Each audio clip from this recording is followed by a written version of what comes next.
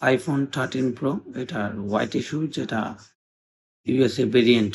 USA variant গুলার display যদি কখনো যদি হয়ে থাকে, এগুলা রিপেয়ার হইতে চায় না, বা এগুলা এইচডি ডিসপ্লে থাকার কারণে। যদি স্যামসাং ডিসপ্লে থাকে তাহলে কাজ করা যায়, আর ইউএসএ ভেরিয়েন্ট গুলাতে ডিসপ্লেতে রিপেয়ার করা যায় না। এটা অনেক ট্রাই করার পর সলিউশন বের করছি, বের করে পর এটা রিপেয়ার করতে পারছি আলহামদুলিল্লাহ।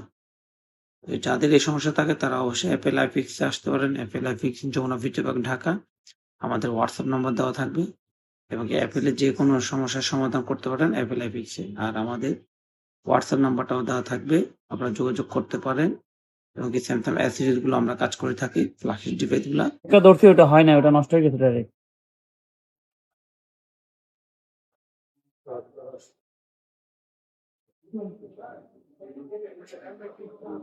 ভাইদের এই ফোনটা কি সমস্যাটা ছিল? ডিসপ্লেটা সাদা গেছে হঠাৎ আপনার।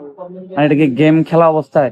না না, আমি যখন মোবাইল ইউজ করছিলাম করার পরে আপনার ড্রয়ারে রাখছিলাম, ড্রয়ার থেকে বাইরে করে ডিসপ্লেটা সাদা হয়ে গেছে। এটা তো আমরা অনেক ট্রাই করছি, ট্রাই করার পরে অনেক সময় নিয়ে সেটা হয় না। এমনি মূলত এই ফোনগুলা যদি প্রথম চার্জে হয়ে যায়, যদি ডিসপ্লে গুলা যদি আর তোমার স্যামসাং থাকে, এই তোমার এই ইউএসএ ফোনের কারণে ইউএসএ ফোন গুলাতে এলজি ডিসপ্লে ইউজ করে।